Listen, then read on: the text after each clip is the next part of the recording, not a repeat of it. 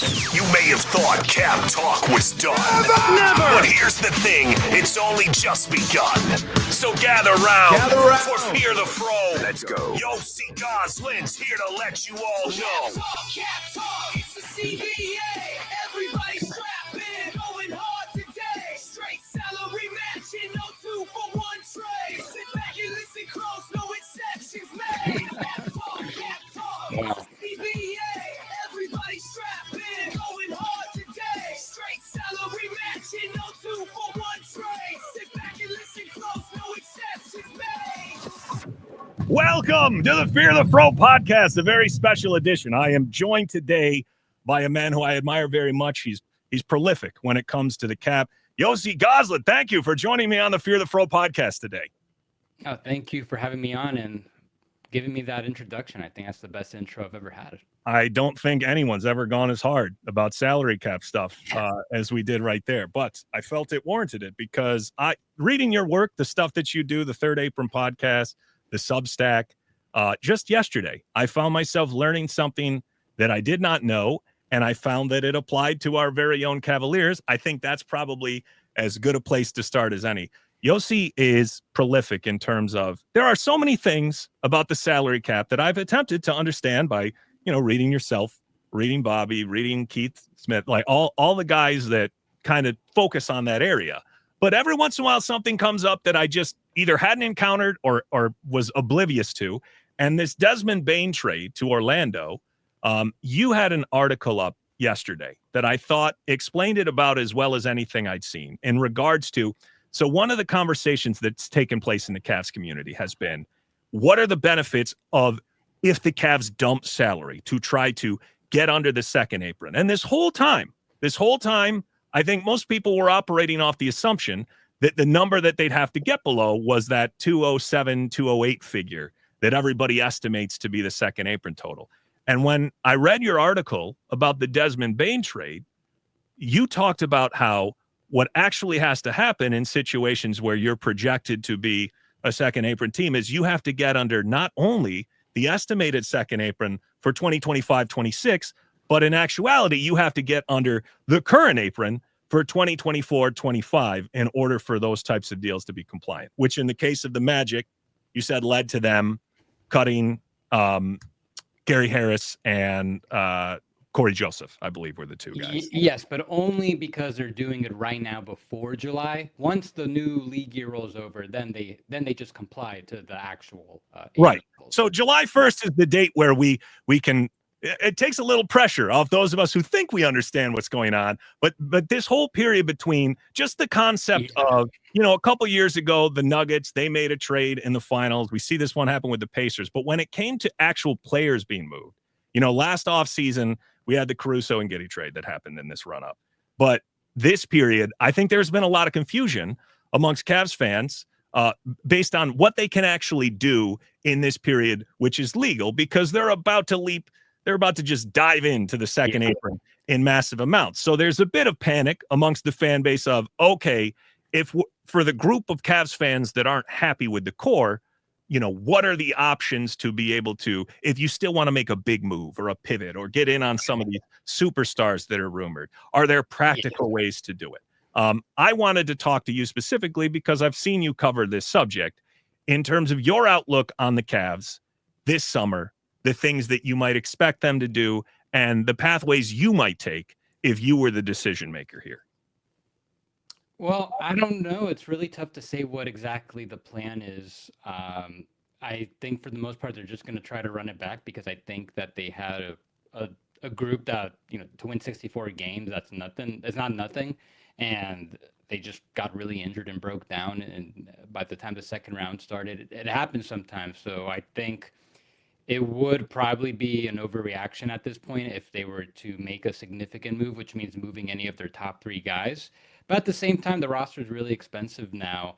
And right now, if they run it back completely, they're looking at spending over like $350 million, which, it's not like the end of the world. They've spent a lot of money before, but they could probably still match a lot of the results they got last year in the regular season while spending substantially less. So The question is, if you're going to look to save some money, where are you looking to? And then the other element of this is, well, now Darius Garland's probably not going to be ready to start at the beginning of the season. I didn't expect them to bring back Ty Jerome, but now that Garland's going to be injured, do they look to bring him back? And if so, maybe they look to move off somebody else to help with that? Maybe a Coro, maybe that's Jared Allen. Now that Mobley, I think, is probably ready to start at center full time. A lot of times in the playoffs, they close with him over Jared Allen. So is Jared Allen at 20 million this year, soon going to be making 30 million a year? Is that a luxury they can afford? So there's a lot of decisions that they got to consider, not necessarily just for this year, but for next year as well, because these expenses are only going to grow, and we'll see what they end up doing. They're going to pay some tax for sure, but I would expect they mostly run it back and maybe get their payroll, maybe just lower that penalty by a little bit. I wanted to speak to some of the players that you brought up in there, because certainly those conversations are ones that have been had. Let's start with the idea of Isaac Okoro, right? Ty Jerome is looking at a contract, depending on who you listen to. So, Bobby Marks' prediction was 4 for 40. You had, I believe it was John Hollinger came in at 3 for 35, somewhere in that neighborhood. I think Cavs fans, after most of the regular season, were under the assumption that they were going to have to go all the way to the early bird max to retain him. And I'm asking you because I'm clearly deep in the Cavs sauce here.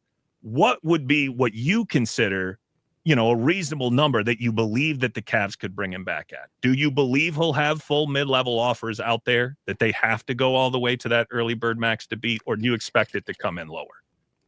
It's hard to say. Last year, we didn't see any players go for the full mid-level, and now there's even less money to spend. More teams are right at the tax or into the tax and like right below the apron. So there's maybe 10 teams, if you include the Nets, who have cap space that could comfortably pay Jerome the full mid-level while not getting over those thresholds that they don't want to get over. But just less money to spend now. And I would anticipate, I was looking at a lot of other guys like Nickeil Alexander-Walker, some of the other guys that people think might be worth the full mid-level. I wouldn't be surprised if they get slightly below it. So at that point for the Cavs, I don't think there's such a significant difference between getting him at 10, 11 million a year versus getting him at 13, 14 million a year. It's not going to save you that much money. So I think it's more so about the years, and if he's going to hold up on that deal.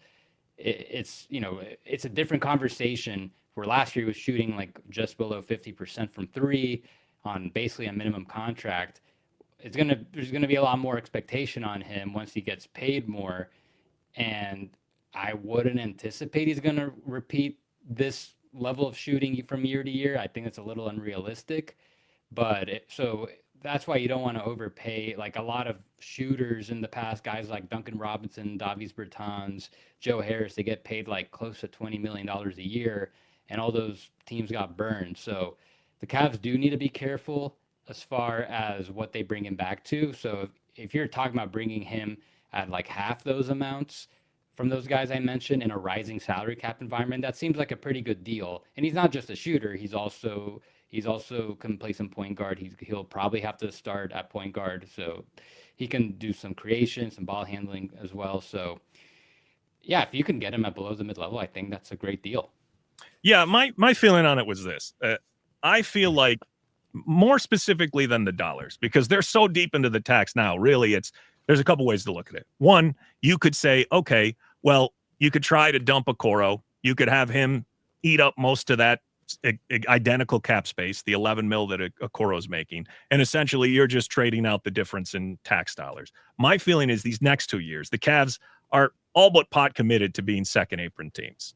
So for the next 2 seasons, and admittedly, this is easy for me to say, I'm not Dan Gilbert and I'm not his pocketbook, but I would pay what you need to retain the depth, because one of the biggest detriments of the second apron is how it limits you with exceptions and forces you to deal with minimums. It doesn't really give you a lot of avenues to replace the bench in a way that I think you saw a team like Boston last summer bring back a lot of their guys, and maybe even in the case of a Hauser, pay him a premium to do so, simply because the alternative was, okay, it's not just that maybe you have to slightly overpay Ty Jerome, it's that the replacement value is a minimum level guy who there's going to be much more competition for presumably. So if you were in the Cavs situation here, is there any logic to the idea that, because in observing what's been going on with the different second apron teams in Boston and now Orlando, what they're going to be heading into in us, there's a part of me that feels like you have to be prepared to be a second apron if you want to be a real contender here, outside of,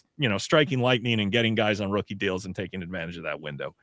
You have to be prepared to be in the apron for at least a couple years. And then after that second year, when you get into the situation of draft pick sliding and all of that, that's when the real teeth come in that you can't necessarily easily undo.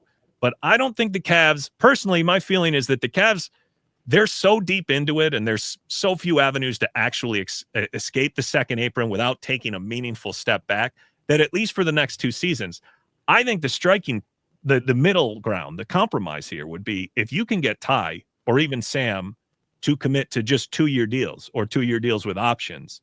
That to me is more important than what the actual final figures come down within that, 8 to 14 million range. I'm curious how you feel in terms of what's a sustainable period of time. Are you of the same mindset in terms of how long you can truly try to sustain staying in the second apron? That's exactly what I've been thinking. I think it's what they're doing when they first acquired Donovan Mitchell, they were realistically looking at a 4-year window, and they're already halfway done with that. And so I think that's what they're looking to do. They're going to spend a lot these next 2 years, try to win a championship this year or the next. And then after that, they're probably going to hit the reset button to some degree. That doesn't mean they're going to completely blow it up, but Donovan Mitchell's contract, he signed that extension last year. It's kicking in this year. It's a 2-for-1. So he's got a player option following the 26-27 season.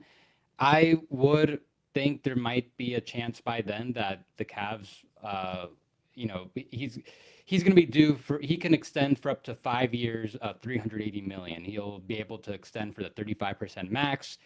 I personally don't feel too great about that contract. I know he came into the league a little older than, I think he was like a little older than 19, maybe like 2021. So he's a little older, given how many years he's been in the league now. And by then it'll just be like whatever expenses they're looking at now, it's going to be even deeper if they give Donovan Mitchell that raise. So I think there could be some change by then, where after the second year, that's probably where they're looking to make some type of change. You continue building around Mobley and Garland unless they did something else with Garland. And yeah, I mean, that's and how they go about, I mean, look, this is all like very speculative. We don't even know if maybe they do want to keep Mitchell beyond that. But maybe, how they go about that. If they reach that point, do they just let him go? Would they trade him ahead of time? I don't know, but I absolutely agree with you that after 2 years, after these next 2 seasons, we'll probably see some significant change to address these payroll concerns you outlined. Yeah, I love Donovan. He's clearly our best player right now. He's been our best player in the playoffs. It's just hard to imagine a situation. I think one of the big concerns for Cavs fans is that, when Darius and Evan were on rookie deals and they went in this way that they did, essentially by using so much draft capital that is just now starting to kick in, you could get to that Donovan option year. And there is some logic to the idea that despite how good he is, the fact that he's slightly older and the most expensive of the guys would lead you to say, okay, well, maybe at that point you at least have to investigate what could they get back for him. Is there a way that they could replenish the cupboard, so to speak? Because Evan Mobley will still have quite a significant portion of his prime in which he's not going to get a lot of help in terms of supplements through the draft, assuming they continue to be a good team and they're still in this conveyance window to Utah. So I do think that's where a lot of the internal debate comes from. But I thought what might be useful today, because we spent a decent amount of time on the salary cap stuff last week, specific to the Cavs, was in the aftermath of this Orlando trade to kind of talk about some of the other teams. Because if there's one thing that makes me feel better about bad circumstances or things that are concerning about our own team, it's to look at other teams and see, okay, are these other Eastern Conference contenders truly considerably better off? So what I did here was I went to capsheets.com, a website which you maintain, which keeps detailed financial information about these teams. And I wanted to compare where the Cavs sit to the other teams just to kind of get your assessment of, a lot of us are deep in the Cavs weeds, but we don't necessarily invest as much time in these other teams. And that's the part that I kind of wanted to look at, because I wanted to talk about the different contenders, be it the Knicks, the Celtics, the Pacers, the Orlando Magic, the Bucks. Those are the teams I mostly focused on, to compare where you had us projected to be in terms of our apron totals heading into next season versus some of our perceived opponents in the Eastern Conference. I thought the first one to start at, which would be good, would be New York, who of course fell to Indiana, but they made their massive maneuvers last offseason in bringing in Cat and Mikal Bridges. They did a lot of the same things we did. You could look at Orlando now. You could look at New York. You could look at Cleveland. All of them made big all-in trades where they gave up a bunch of draft capital, and most of them are in those windows where guys are being massively paid. I think the first thing that you'd note on here is that the Cavaliers, if they're projected with 11 guys to be around $220 million in salary, New York is about $20 million below that. And a big part of that reason is because Jalen Brunson committed to an extension which was significantly smaller than I expected anyway. I'm wondering the impact of that extension, which has him making somewhere in the mid-30s next year, as opposed to most of our guys who are, our stars are well into the 40s. Does that change their window? Does it extend it substantially, or do you feel they're effectively in the same kind of win now short-term window that we're in? It definitely extended it by at least an additional year. When he signed that extension, and this is before they got Towns, it felt like they were going to be able to sustain like a 5-year window plus. Once they brought in Towns, that changed a little bit, but not too much. And a lot of it still depends on other factors, mainly Mikal Bridges. Last year, I remember, after they had traded for Towns and after Bridges signed his extension, there was a lot of discussion that Mikal Bridges is expected to sign a similar type of extension this offseason. Haven't really heard anything about that, but if he also takes that would be far below what he can get on the open market in 2026. I'm sure if he hits free agency then, a lot of teams that have cap space would want to go after him, and he would get substantially more. It's basically the same contract as Jalen Brunson in terms of the dollar amount. So I think the Knicks, they have like another 3 years with this group at the most. Like they have this year, they're going to be in the tax under the second apron, and then they're looking at like 2 years being above the second apron, hopefully not too much. And then after that, a lot of their guys are going to be due for new deals. Like I think Brunson's deal will be coming up. Towns' deal will be coming up. So by then, most likely, knowing how the league works, they'll have already made some changes to address that. But at the highest end, I think they're looking at like 3 total years with this group. And I think this upcoming year will be their best chance. Where last year they spent all their focus and energy overhauling the roster when Isaiah Hartenstein left. Now their focus on getting a bench. Maybe they do some significant change to their top 6, but for the most part, they need to fill up their like 7 through 14 guy, because that was a big issue last year. What avenues do they realistically have to do that, given where they are? Signings. If they keep this top 6, it's minimum signings basically. So you got to hope that. I think there's a difference between them starting out this offseason with like all these valuable bench slots available versus last offseason where they're just kind of holding out. They're trying to keep their flexibility for a potential cat trade. I'm sure that was something that they've been having in the works for a while, so they probably couldn't really get a lot done with their bench, and players just went elsewhere. So I think it'll be different now that that's a priority. Maybe we'll see some good players, some good veterans come for the minimum. Well, it sounds somewhat similar to when we traded for Mitchell. It happened so late that they didn't really have a chance to address the bench. And it took almost a full season for them to really get that first opportunity, with Strus and with George Niang and Ty Jerome to bring guys in. All right, let's touch on the team that's perhaps in a worse situation than we are, cap-wise, and that would be the Boston Celtics. They are already perceived to have, $10 million more on the books. Now, one thing I didn't acknowledge in the previous slide, I'll go back. Nobody of real consequence for the Knicks. None of their big core players hit free agency this year. There's some of the guys that were the back end bench guys, Landry Shamet, DeLon Wright, some of those guys, but nobody really that they have to worry about adding significant money to their books. Boston, however, already they've committed $230 million to 13 rostered players versus 220 for us. The guys that are free agents for them that were worth mentioning, in my view, were Al Horford and Luke Cornett.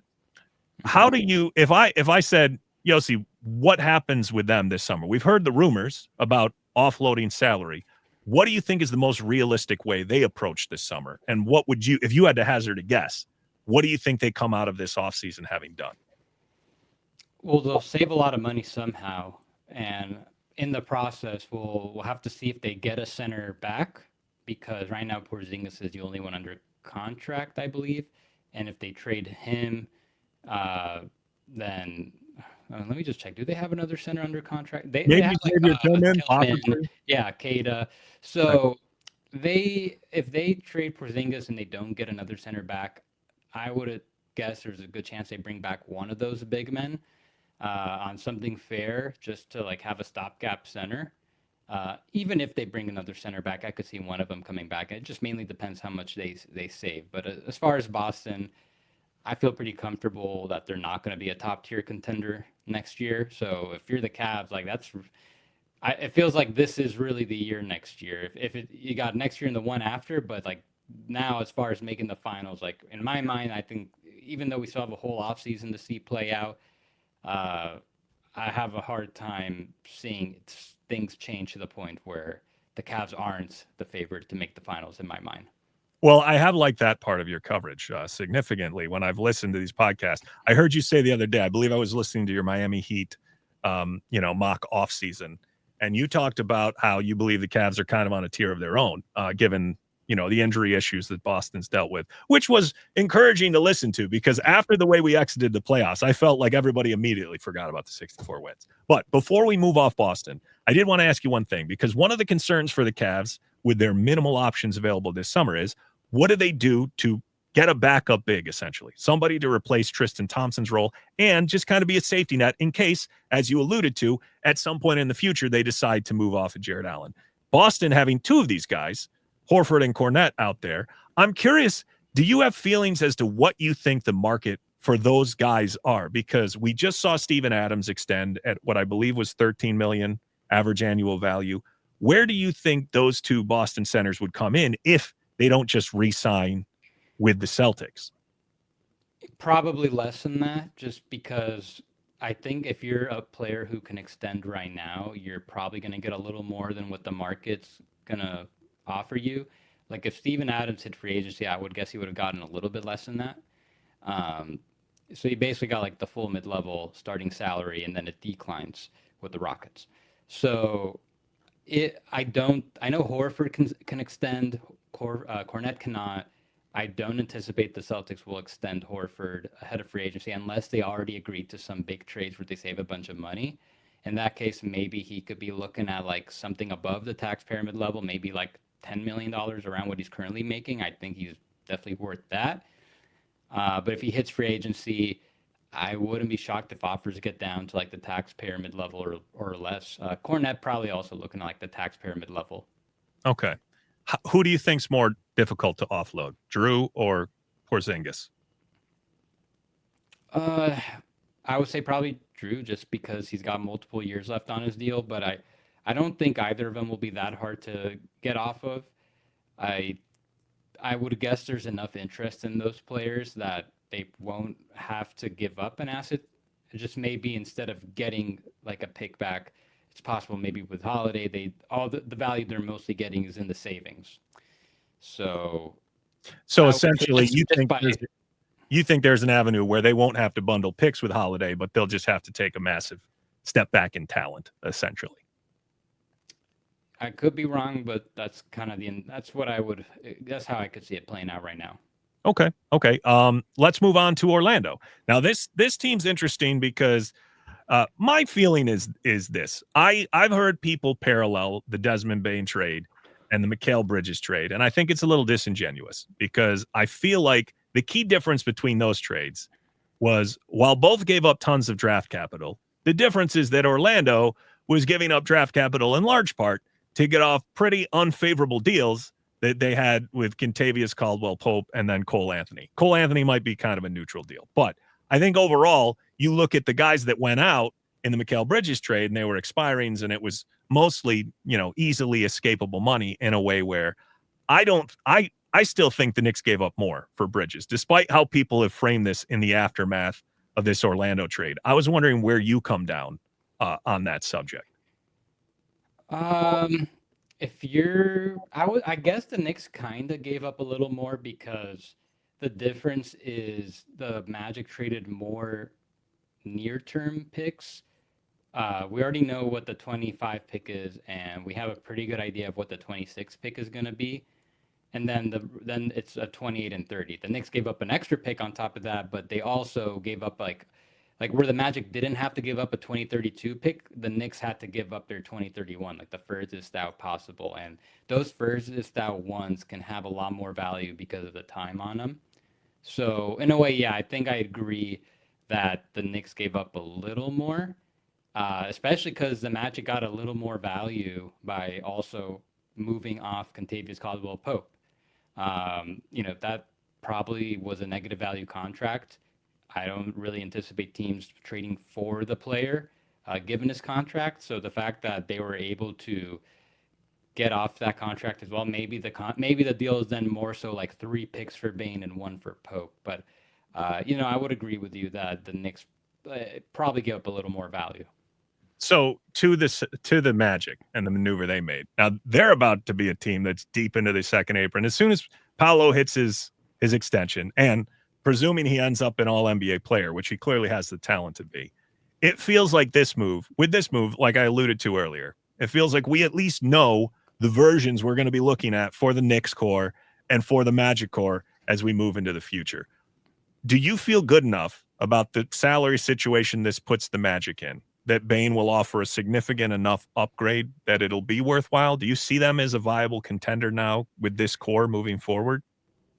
I really like the fit of Desmond Bane to Orlando. I don't think I've heard anyone disagree otherwise. Like, that's really as good a player that they could have brought in. What I'm concerned is what happens down the line if they're not reaching the expectations that they've set themselves by doing this trade, and they, it might be because they don't have enough rim protection. It might be because they don't have enough playmaking. Those are still some concerns that I have with them. I don't think just because you brought in Desmond Bane means that you're going to automatically have like an above average offense, because you're just bringing in like one player. You're not changing the system of which you run the offense, systematically. So I think I still have concerns about the offense. I have a lot of concerns about what their high-end outcomes will be unless they get an actual playmaker, like a true lead guard. Like I could be wrong, but I just have doubts that they're gonna be better than at any point in these next few years, better than the Cavs, the Knicks, the Pacers, the Magic. They've built this team on the theory they want size, a lot of size at each position. And I just have some doubts on this exact roster build. And so I'm worried about like what happens years from now if it's like 2 years into this, they're not where they want to be. Are you going to make a tough decision, like potentially moving a guy like Franz, to address those needs? I wonder if they'll want to do that. They drafted him, they're attached to him. It's hard to make those types of moves. So right now, no, I don't see them being like, I think they're just outside of being a home court team this year right now, if I had to guess, even without seeing how things play out. How did this deal make you feel about the possibility of picking up Mo's option?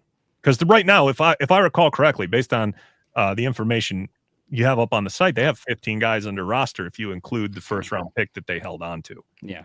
Do you think that changes Wagner's future at all? I anticipate they'll decline it and bring him back at something lower.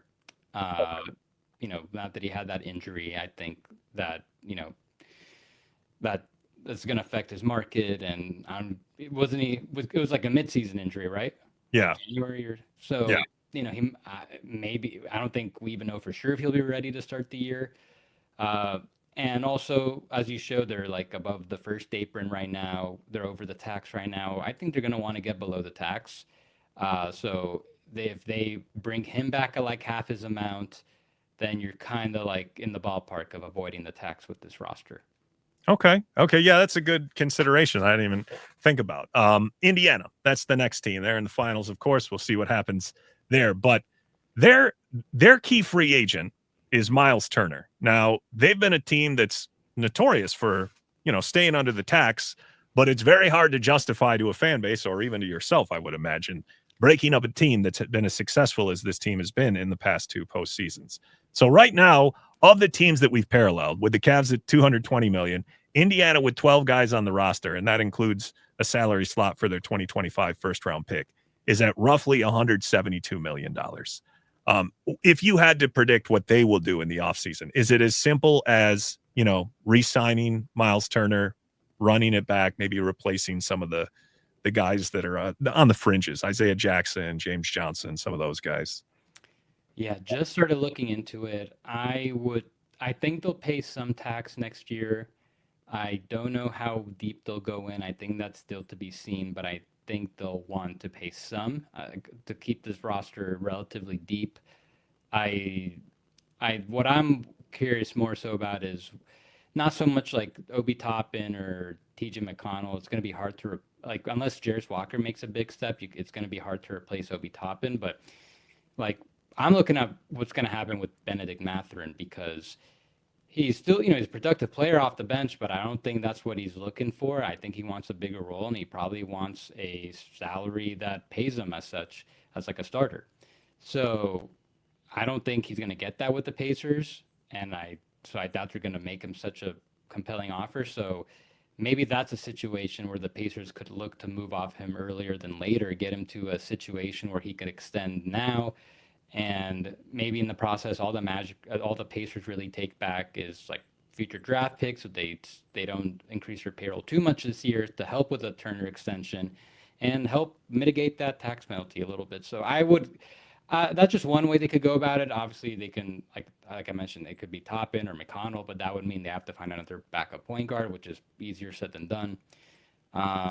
So I think for the most part they're fine. They'll like 90% run it back and re-sign Turner at something like kind of, like Isaiah Hardenstein just got $30 million a year. Jared Allen, as we mentioned, he's going to get close to $30 million a year.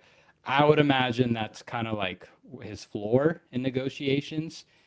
Maybe he tries to get closer to what Gobert just got, like $35 million a year. Well, this was hotly debated in the Fear the Fro Discord because we were discussing what we think he'll get.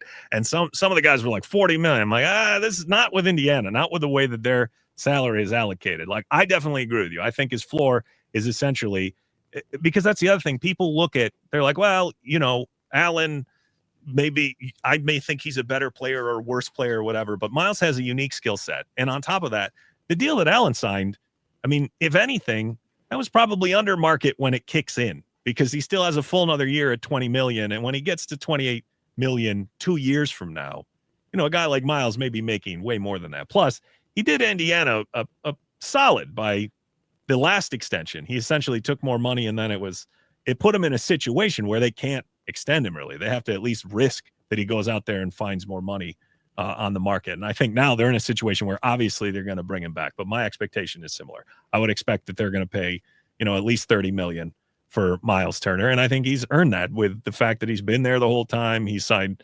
numerous, favorable contracts to them. And he was massive during this playoff run.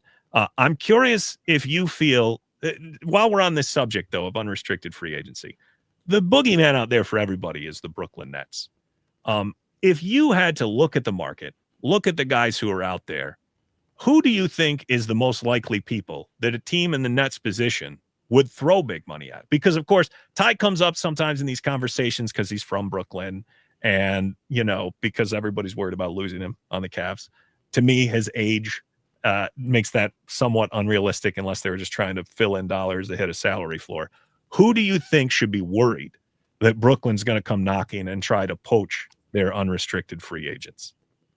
or even restricted free agents in the case of like a Kuminga, maybe.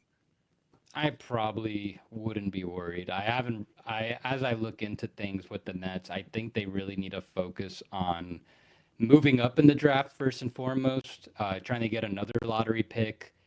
And that's probably alone going to cost a lot of their cap space to facilitate something. So let's say they're working with like 60 million. There's a very good chance that by draft night they'll already have agreed to deals that maybe take up half that amount so they can consolidate some of these picks, move up, get another pick. And then after that, I think they're probably, again, first going to see what else they can get in trades, what other bad money they could take on to get some better valuable picks. Maybe they can trade some of their extras in the odd numbered years. They have a surplus only in like, the 27, 29, 31. Maybe they can get some in even numbered years.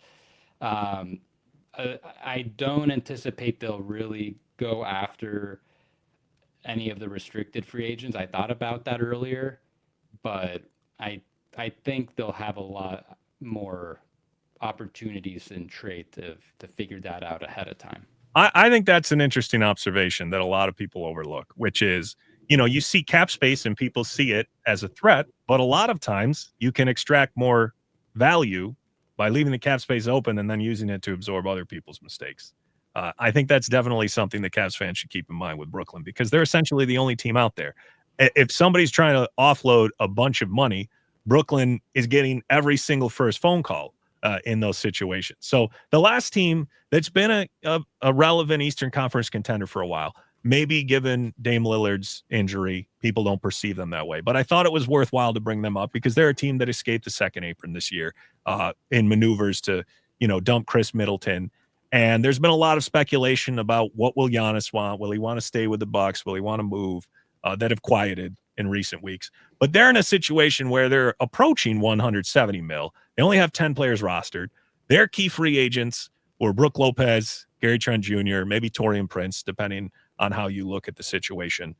What are you expecting to see from them this summer? Is there going to be avenues for them to retool around Giannis at all, being that of these teams we listed, they have the least money committed so far? What do you expect to see from a Bucks team? I think they're going to trade Giannis.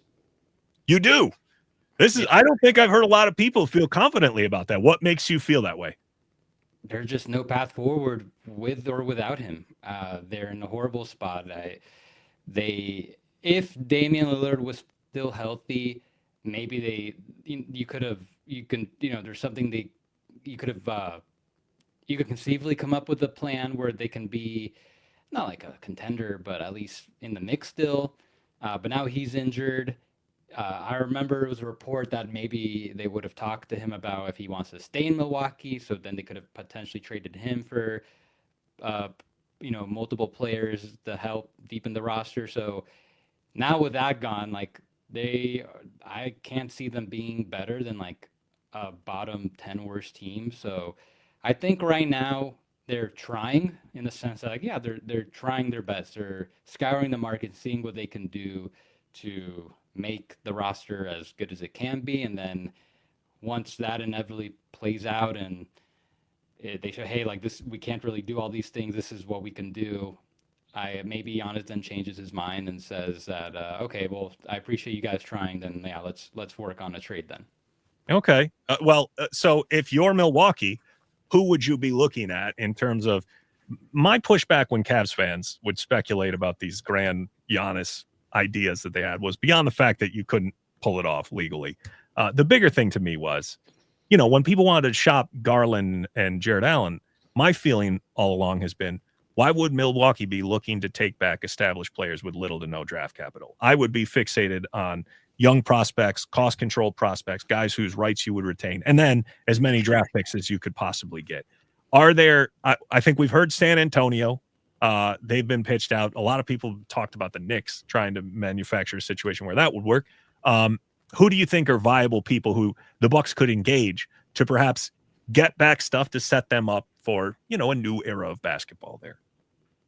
Ideally, if you're Milwaukee or any team with a superstar available for trade, you want the best of both worlds package, where a team like Houston gives you all their young players and all their draft picks, and maybe a couple established veterans that could keep you relevant. If they had to choose between a more draft picks / young players focused package versus a veterans type thing to keep them in the mix, I guess it just kind of comes down on what ownership prioritizes. So if yeah, you mentioned the Spurs. I brought up the Rockets. People look at those teams as the teams with the most attractive trade offers, because in a vacuum, everything they have is great, but you're not going to get everything you have. You get as much as, the next team is willing to offer, if that makes sense. But so I'm sure one of those two teams would have one of the most viable packages. There's a couple other teams that could get in the mix. Like, I think the Warriors can somehow figure something out. If Giannis and John Halliburton are cool now, I think the Pacers could make something interesting. So I know everyone is anticipating Giannis is going to stay. I just don't buy it. It doesn't make any sense to me. Well, I root for chaos, so I hope that you're right, Yossi. I mean, I'd prefer if he doesn't end up in the Eastern Conference, preferably, but I'm all for big trades. A lot of the talk out there is that people expected. Shams hinted at the idea he thinks this will be a very active summer. Is that where you come down on this? I want to say yes, because when I do my research, the answer is no. But every year, it always ends up being more chaotic than I anticipate. So whatever they're saying, they're probably underselling it. Okay. Now, I wanted to, before I won't keep you much longer, but the Jared Allen thing I have to touch upon here. Jared Allen to me is an easy scapegoat for a lot of Cavs fans, because there's that level of star that we feel we have in a Donovan Mitchell and Evan Mobley, perhaps a Darius Garland, depending on which Cavs fan you ask. And then I think people consider Jared Allen a step below those guys.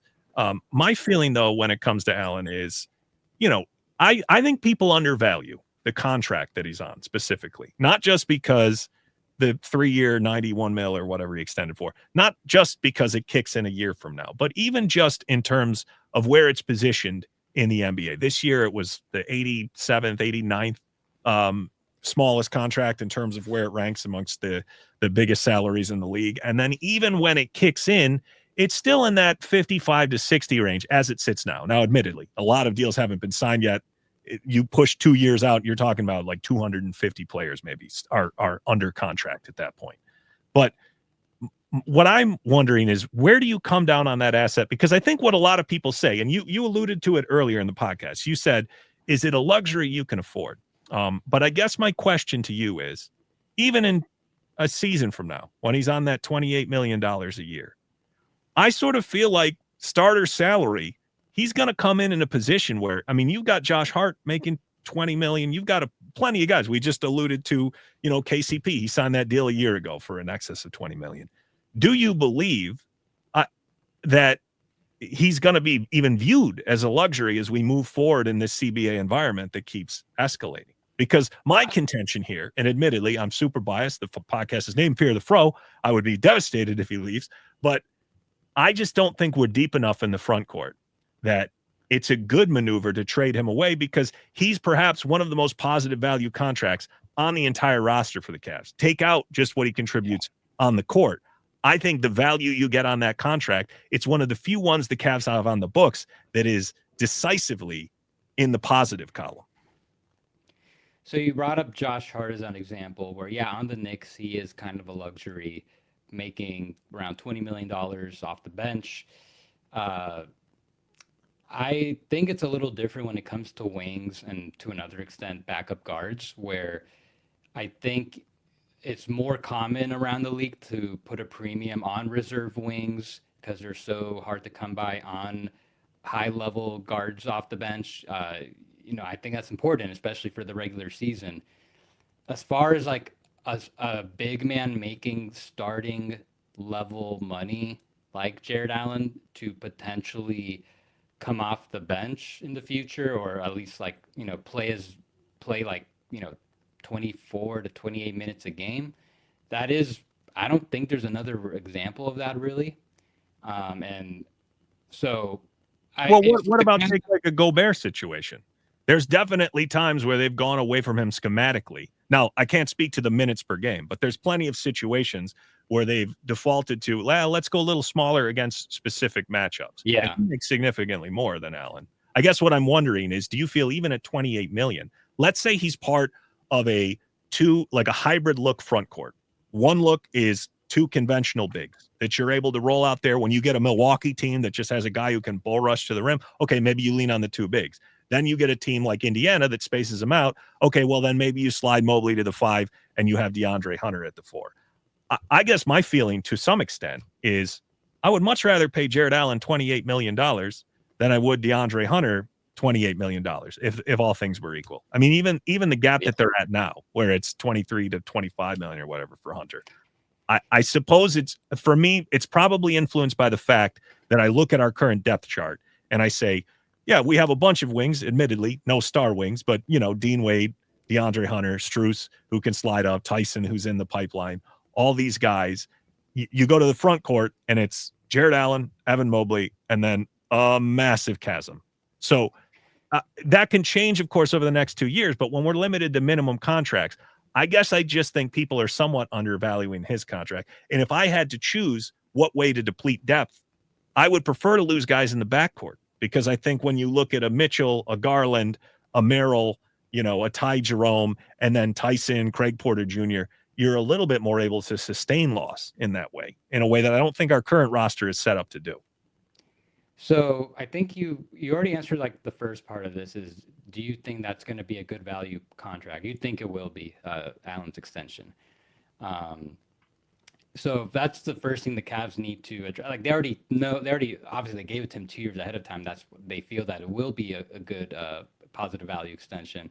So then the next question is, well, if you are going to trade Allen, are you able to add a backup big? Okay, maybe he's not going to be as good as him, but maybe could bring you 75, 80% of his production. And maybe you get some other value, like some picks, because they could use some more picks in the future.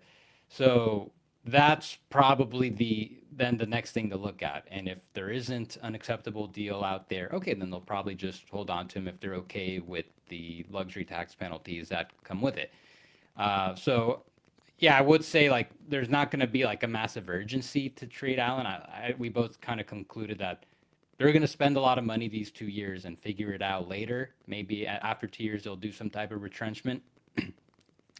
But I would guess at the same time, like you got to listen to offers on Allen and just see if there is something that makes sense that can help maybe progress this team in an Allen deal. Okay, they consider it, but they're not going to like trade him for pennies on the dollar or anything like that.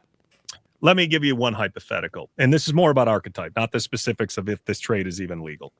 One of the ones I see pitched out in the cat sphere all the time is, okay, well, what if you could get a Herb Jones and just a serviceable big man like a Yves Missi? In a scenario like that, specifically to that instance, I guess if you said, okay, you could get both those pieces. Missi is clearly not Jared Allen, but maybe he fills enough of a void, and you're expecting Mobley to fill enough minutes in the pivot that you say, well, to get an elite defensive wing like Herb on a very reasonable contract is worth it.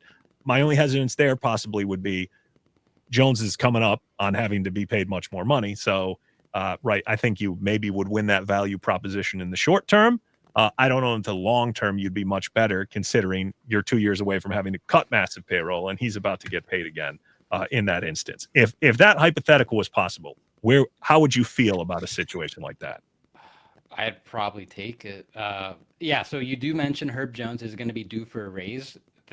So he can extend this summer, and that extension would basically have him paid as much as DeAndre Hunter, so he'd still be making less than Jared Allen in the future years.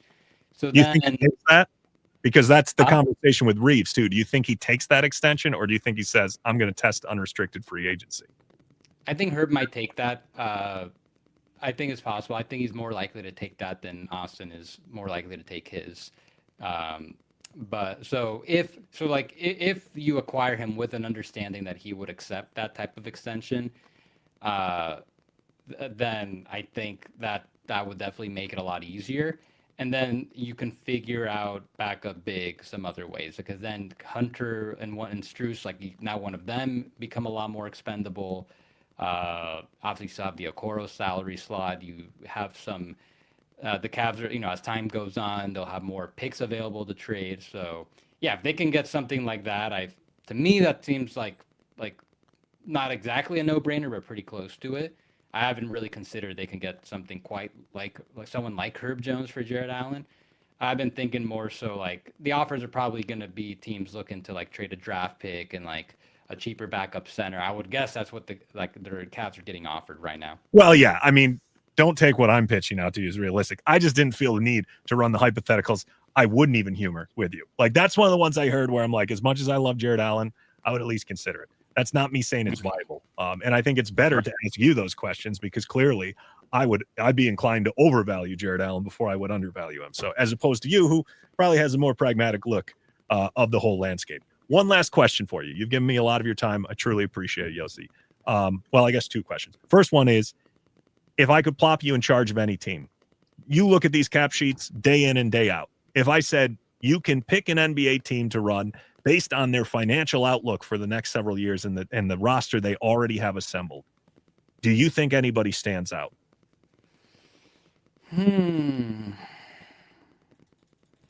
Well, shoot, I haven't really thought about that.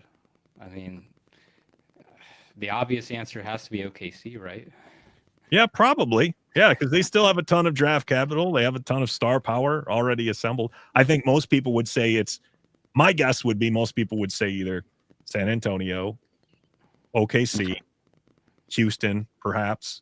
I think it would probably be one of those three teams if people were projecting based on what they already have in place and what they have in the way of draft capital, if I had to guess. But yeah, I mean, I think most people would probably come down where you do, where it's, it's hard to argue with a team on the brink of winning an NBA title still with as much draft capital as they have left.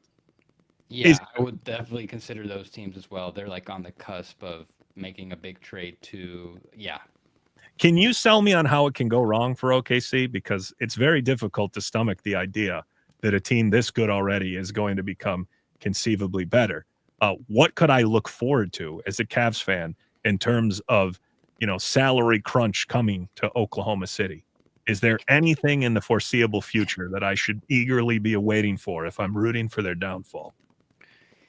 I wouldn't expect. I haven't done super long-term projections, but I feel pretty confident that they should be able to sustain having all of SGA, Chet, and Jalen through at least the end of the decade. They're going to be, so look at next year. They're going to stay under the tax next year. Then the following year, they're going to have to presumably give max contracts to Chet Holmgren and Jalen Williams. So now you're into the tax. Maybe you're over the second apron, but there's ways it can get below it.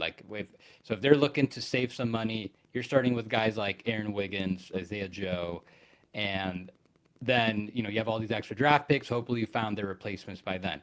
So, and then in the future, who would it be next then? Okay, Alex Caruso probably. Well, you got Kaysen Wallace. He's going to have to get paid eventually. So then maybe you'll found another defensive stopper in the draft on the super cheap contract. It's not going how I hoped, does he? yeah. So now I'm already almost 4 years in. I'm no, this is all still together. I guess everyone has statutes at this point in your scenario. By then, because then Shea will. So I guess then it's really as you get towards the end of, I guess, Chet and Jalen's contracts, which isn't a long time from now. All you can really hope is that one of those guys don't want to be there. If they do need to save some money, it's going to start at the bottom and it'll slowly then eventually maybe it gets to guys like Dort, Hardenstein. The big three will be last unless they specifically want a different situation. I think the other part that's frustrating for me, Yossi, when I look at that is even if they get to a point where they have to shave money, they have so much draft capital, they'll probably be able to do it in a way where they don't take as substantial of a talent hit as a team like, say, Cleveland would if they get to a point where they just have to dump people. Or, take Boston where they're trying to offload a Drew and the situation that we talked about there. Okay, one more thing I wanted to talk about because I've seen you plug it on the Substack, the Third Apron podcast. This, you're going to be a speaker at an upcoming event here. And I wanted to ask you a little bit about that convention because I love the cap stuff. I'm wondering two things. First of all, what was your path to get to the point you're at now? And what's the structure of that event? Is that something where, random podcasters like me just show up and say, teach me, Yossi, teach me, Bobby, teach me, Keith, teach me, Eric Pincus, all these guys. Like, is that kind of just a grand networking thing? Or is that something that you're drawing from people like me who are readers, viewers of your work, to just kind of come and learn more of the machinations of the collective bargaining agreement? Yeah, I started learning the CBA and starting practicing my own salary cap, Excel sheets like 7 years ago now. And I learned a lot from just, updating the sheets as the year goes on, learning all the rules, learning from some of the other cap guys like Bobby and Keith over the years. And then I got some exposure by getting to work with Hoops Hype, writing about it. And then after my time there ended, I started to, just branch out a little more as far as how I'm doing this. I'm writing on my own now, got my own newsletter. I've got my own podcast. It's tremendous. Both are tremendous, guys. I can't tell you enough. Like, for those of you who are interested in beyond just the Cavs view, he has ones up for every team. I mean, he's cranking them out daily.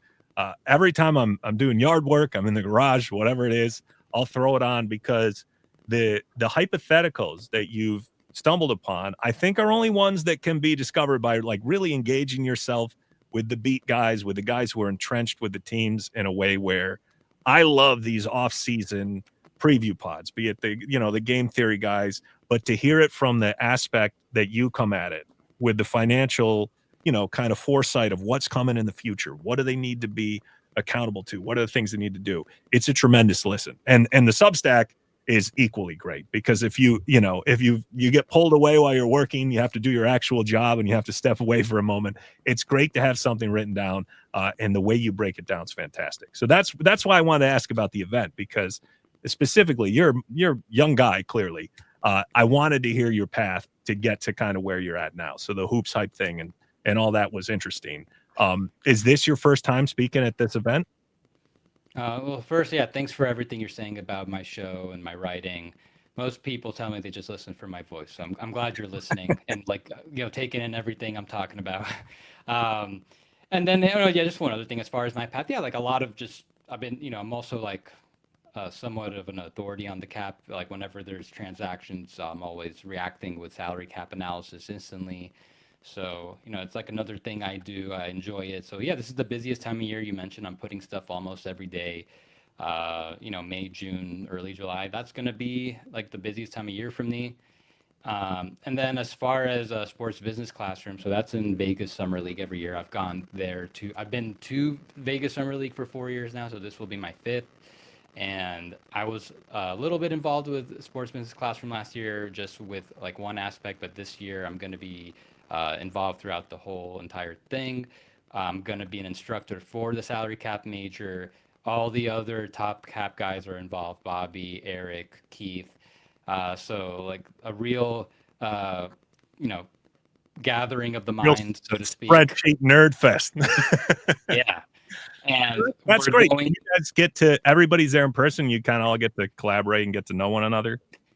Yeah, and all the students that are there, like not everyone's learning specifically the cap. Some are there because they want to get into media, they want to get into scouting / analytics, they want to get into there's maybe being an agent. So for those who want to learn the cap, I will be one of the instructors. And it also gets fun. And towards the end, all the students they get put into teams. They all represent a team, and they do a mock trade deadline. So that's another aspect where me and the cap guys are all going to then process all these trades, put it all together. Then there's like they get the students get to present what they did.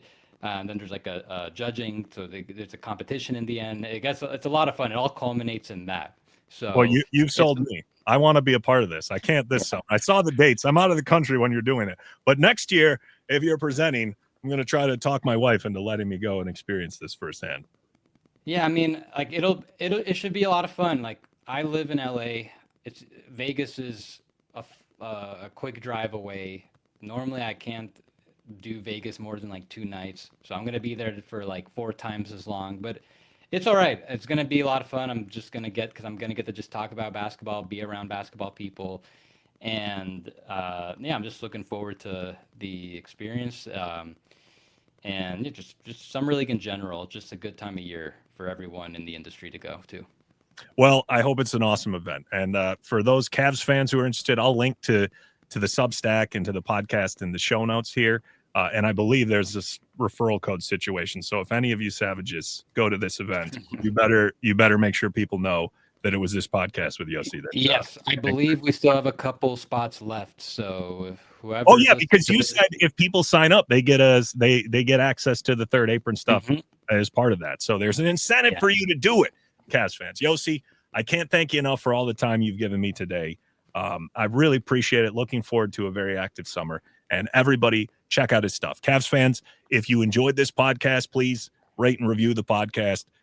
Send it to your friends. Get people to subscribe to the YouTube channel. All that. We'll be back with more. This is the Fear the Fro podcast. I'm Bob Schmidt. That's Yossi Gozlan. Thank you very much. Thanks for having me, Bob. And hopefully you don't have to rebrand the podcast and Jared Allen. Hopefully not.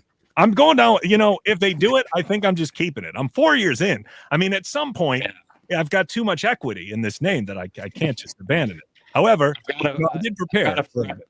Yeah, well, sorry, but one last thing. I have a friend. He's a Thunder fan. His whole Twitter profile is based on Steven Adams. Never changed it. It's been 5 years, and that's commitment. His name is Steve also, so it adds up. Okay, well, at least he's got that. People, I don't have a fro. I never will. It's heading the opposite direction. So that ship has sailed for me. All right, thank you everybody for listening. Till the next time.